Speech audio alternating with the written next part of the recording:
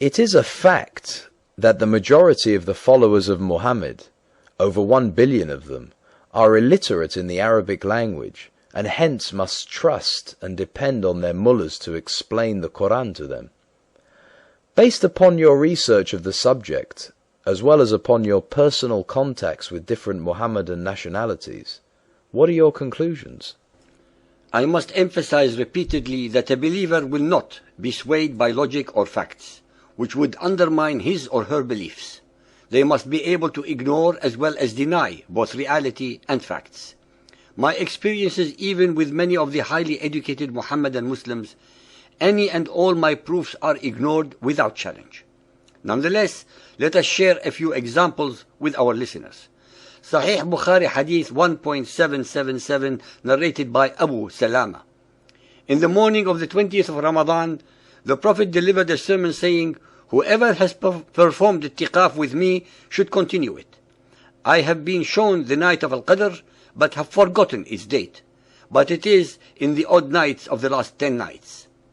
Sahih Muslim Hadith 2631, narrated by Abdullah ibn Unais.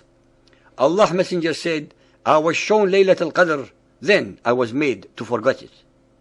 Muhammad, the self-proclaimed greatest of all the other prophets, could not remember the date of the most momentous event in his life, the night of revelation of the first verse of the Quran.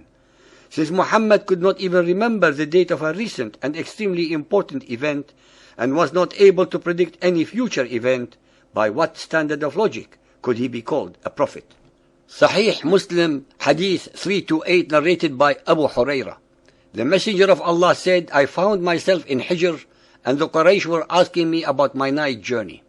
I was asked about things pertaining to Bayt al-Maqdis, Temple of Solomon, which I could not preserve in my mind. I forgot. I was very much vexed, so vexed as I had never been before."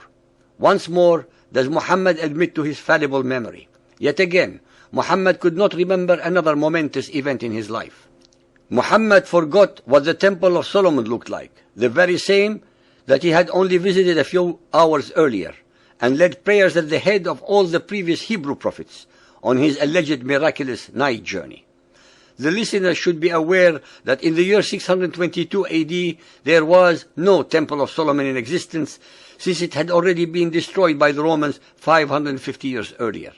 Muhammad was actually deliberately and mendaciously deceiving his gullible but believing followers. Sahih Bukhari Hadith 1.394, narrated by Abdullah. The Prophet turned his face to us and said, "If there had been anything changed in the prayer, surely I would have informed you, but I am a human being like you and liable to forget like you. So if I forget, remind me."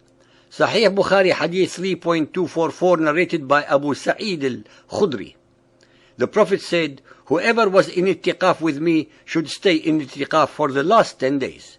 For I was informed of the date of the night of Qadr, but I have been caused to forget it." Sahih Bukhari Hadith 6.550, narrated by Abdullah. The Prophet said, "It is a bad thing that some of you say, 'I have forgotten such and such a verse in the Quran.' For indeed, he has been caused by Allah to forget it.